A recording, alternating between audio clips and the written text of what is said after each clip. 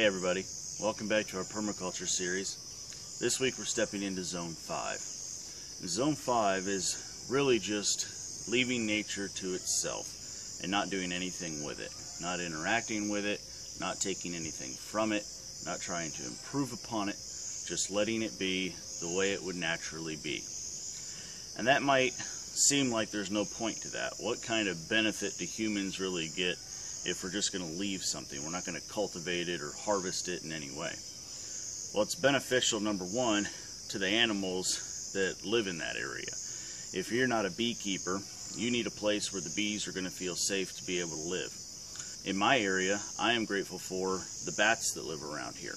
Even though I've put up a bat house for about 3 years now, none of the bats want to move into it. Yet we still have bats that fly around here in the evening. So I know they're living in an area like Zone 5 where nature's left to itself so that they can have a natural habitat and yet still be a benefit to me by eating up all the mosquitoes and horseflies that are still out in the afternoon.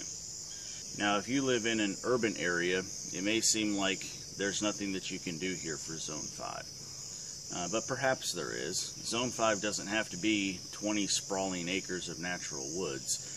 It could just be a small area in your yard where you plant something, but then you let it alone. Maybe you're able to pick a 10-foot by 10-foot area in the corner of your yard and let it be. Just let nature take over that corner of your yard.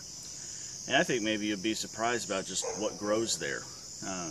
Maybe you'll get some natural wildflowers. Maybe you'll get some weeds that you don't particularly want anything to do with, but will provide a beneficial habitat for other insects in your area that will be beneficial to the garden that you're cultivating. So don't rule out your ability to do Zone 5 no matter where you live. Think about how you can do it, and maybe the scale will just be smaller. Next week we're going to step away from the zones and into what I call study nature. And I want to talk to you a little bit about why it matters that we observe nature and what we can learn from it when we do so, and how it rolls into the permaculture plan. So this ends the overview of our zones, and now we're going to start getting a little more in depth as we learn about how we're going to use each one of these zones. So look forward to seeing you next week.